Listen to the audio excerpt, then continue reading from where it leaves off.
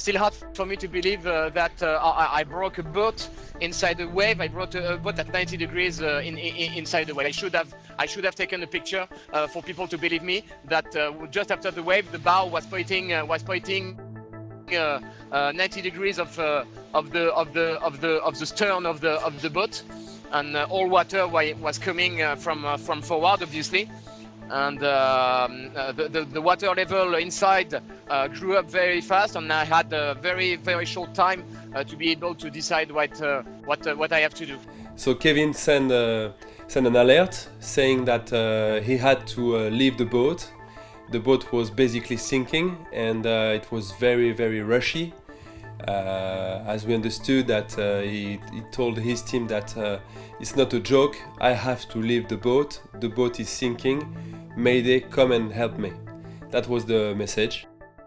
I took the life raft that was under the water, because the water was above the cockpit floor level, and it was going up and up, and I wanted to be able to use it quickly if necessary.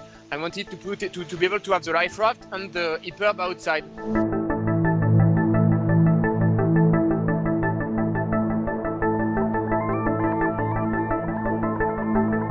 I've got this routine from crew racing, when I always have a personal one in the pocket of my wet weather gear trouser. I put the survival suit above my wet weather gear trouser, so I found it back inside the life raft. We had no more means of communication with the boat, so we didn't know where and how to liaise with Kevin. So we asked the closer boat, Jean Le Cam, on Yes We Cam, to come and search for him. Je devais être à 2 heures de PRB, non? Un truc comme ça. J'ai plus tous les détails en tête, mais à peu près. Et puis du coup, j'étais le plus près, si tu veux, de l'objectif. I was looking outside very often through. There is a zip in the life raft. I was looking very often outside. Du coup, je me rends à la position où, si tu veux, la balise disait que le bateau était en détresse. Donc voilà, puis j'arrive sur zone.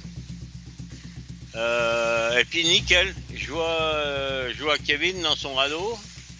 Donc là, j'avais 2 riz dans la grand voile seul, mais 2 riz dans la grand voile avec 30-32 nœuds, si tu veux, c'est pas... Et la mer qu'il y avait, c'était pas fastoche pour manœuvrer.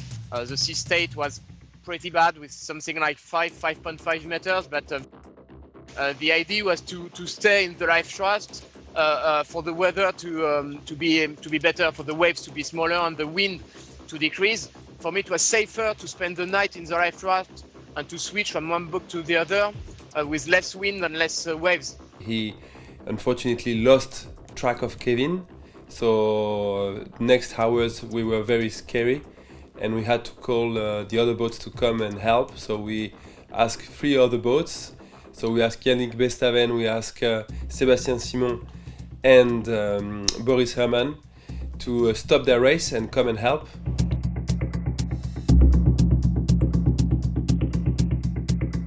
À un moment, j'étais debout sur le pont, je vois un flash, quoi. Alors un flash, c'est pas un flash, en fait, c'est la lumière qui apparaît dans une vague, tu vois. Une apparition. Je dis, c'est pas vrai, quoi. Et ben je continue, et puis je continuais, et puis il y avait l'apparition, forcément. Et puis là, tu vois de plus en plus la lumière. Là, tu dis, putain, c'est bon, quoi, c'est bon. Alors là, tu passes du désespoir, si tu veux, au truc de dingue, quoi. Et là, je me mets au vent. Et là, je dis à Kevin, je vois Kevin, et puis je lui dis, ben écoute, il me dit, tu reviens ou quoi? Je dis, non, je reviens pas. On tout de suite, on fait tout de suite. Et je lui balance la bouée rouge, l'espèce de banane, là. Et puis, il arrive à l'avoir. Et au final, on a réussi. Il a accroché la barre de transmission, et là, c'était gagné. Et la bonne heure. Ciao. Merci Jean. Bon, allez, voilà. Tout est bien, qui finit bien. Et puis, à plus dans le but. Ciao. I still have in my head the picture of my boat with the nose pointing up. It's just like it's a bad dream.